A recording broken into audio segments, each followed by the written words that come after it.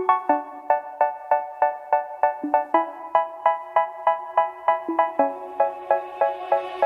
say, oh my God, I see the way you shine. Take your hand, my dear, and bless the. Assalamualaikum warahmatullahi wabarakatuh. Perkenalkan, nama saya Inia Siregar, BP 181543005 dari jurusan Ekonomi Pembangunan Universitas Andalas. Dan kali ini saya akan menjelaskan mengenai analisis MANOVA pada mata kuliah Statistika Multivariat. Keep on watching. Uji MANOVA. MANOVA itu sendiri memiliki pengertian ialah uji statistik yang digunakan untuk mengukur pengaruh variabel independen yang berskala kategorik terhadap beberapa variabel dependen sekaligus yang berskala data kuantitatif. Analisis ini disebut juga dengan istilah multivariate ANOVA. Multivariate ANOVA merupakan singkatan dari Multivariate Analysis of Variance, artinya merupakan bentuk multivariate dari Analysis of Variance. Sehingga uji MANOVA ini digunakan untuk mengukur pengaruh variabel independen terhadap beberapa variabel dependen secara simultan atau sekaligus. Uji ini mirip sekali dengan uji Hotelings T2. Letak perbedaannya adalah jika uji Hotelings T2 digunakan apabila hanya terdapat satu variabel independen dengan dua kategori saja, sedangkan multivariate ANOVA dapat digunakan pada lebih dari satu variabel independen atau kategori dua atau lebih. Jadi dapat disimpulkan bahwa uji ini adalah bentuk multivariate dari ANOVA, sedangkan T2 bentuk multivariate dari independent t-test. Dan hal tersebut dapat kita lihat berdasarkan tabel di atas. Tabel seperti gambar ini. Kemudian multivariate ANOVA itu dapat dikatakan kebalikan dari analisis diskriminan. Karena pada analisis diskriminan, variabel dependen yang berskala kategorik dan variabel independen yang berskala kuantitatif. Kedua, uji ini mempunyai kesamaan dalam cara menentukan nilai variat dan menguji signifikansi statistik antar kelompok. Kemudian, uji MANOVA itu sendiri merupakan uji multivariate analisis jalur atau disebut juga multivariate analysis of variance. MANOVA hampir sama dengan one-way ANOVA. Letak perbedaannya adalah pada jumlah variabel dependen atau variabel terikat yang diuji di dalam model. Kalau one-way ANOVA hanya ada satu variabel dependen, sedangkan pada MANOVA ada lebih dari satu variabel independen. Agar kita lebih memahaminya, maka kita akan melakukan langkah-langkah uji MANOVA sesuai dengan SPSS. Di sini kita sudah ada contoh dari uji MANOVA dengan SPSS, yang mana kita akan melakukan penelitian yang berjudul pengaruh pekerjaan orang tua terhadap nilai ujian matematika, fisika, biologi siswa kelas 6 SD. Perhatikan judul ini, yang mana ada 4 variabel yang diteliti. Yang pertama itu pekerjaan orang tuanya, yang kedua nilai ujian matematika, yang ketiga nilai ujian fisika, dan keempat nilai ujian biologi. Mana pekerjaan merupakan variabel independen yang bertipe kategorik dan skala data nominal atau kuantitatif, terdiri dari kategori tani, buruh, dan PNS.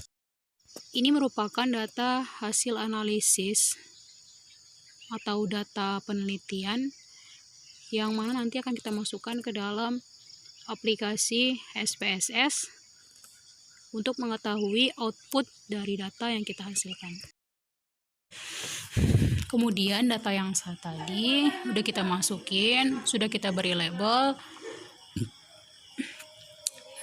Kemudian pekerjaan semuanya itu kita beri tipe numerik, desimalnya 0, labelnya itu pekerjaan measure.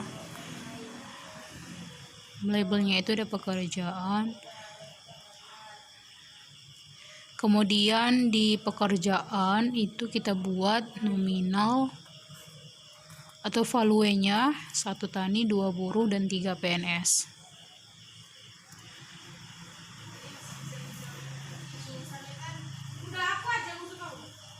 Ya, ini kita buat jadi scale. Oke, dan kemudian ini bentuk datanya tadi. Kemudian kita klik Analyze General Linear Model, baru Multivariate, dan keluar tabel ini. Lalu kita masukkan variabel matematika, fisika, biologi ke kotak Dependent Variables.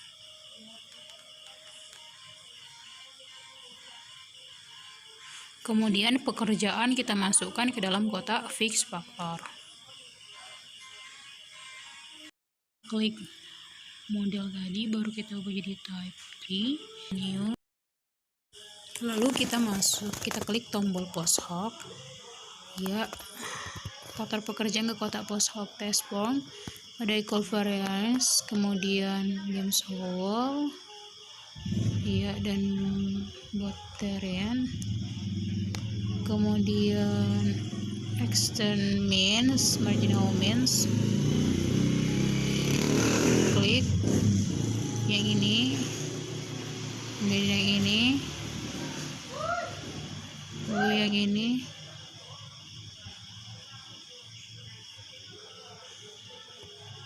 kemudian ini signifikannya kita berikan aja sebesar 0,05, lalu kita continue.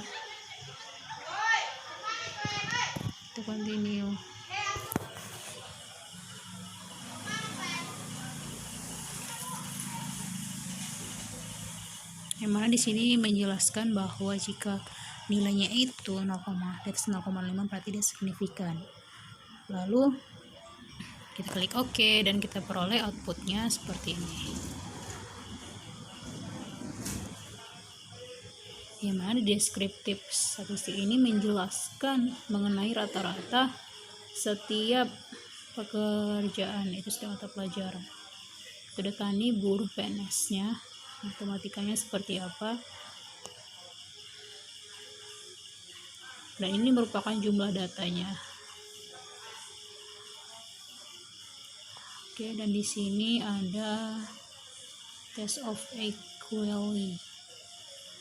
Deskriptif ini tuh menjelaskan mengenai rata-rata ya.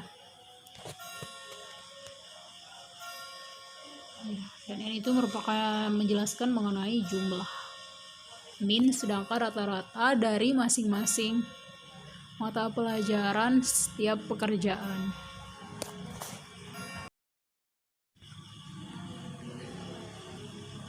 Kemudian di sini ada fisika, taninya itu rata-ratanya 48,19 dan seterusnya sampai ke bawah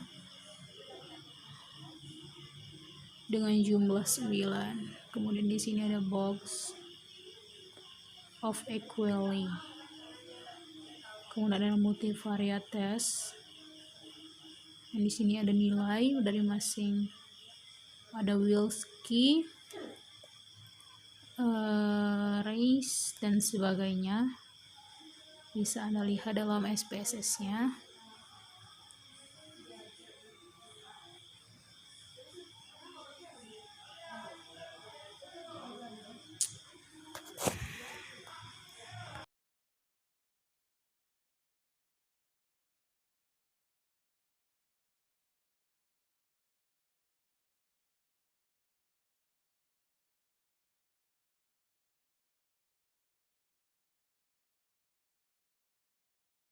Ada nilai signifikan. Nah, di sini itu kita dapat melihat nilai signifikannya itu masing-masing mata pelajaran, dan apabila dia lebih besar dari 0,05 berarti itu menyatakan bahwa masing-masing mata pelajaran memiliki nilai signifikan, yaitu menghasilkan nilai data yang signifikan. Oke, dan akhirnya semua data itu bersifat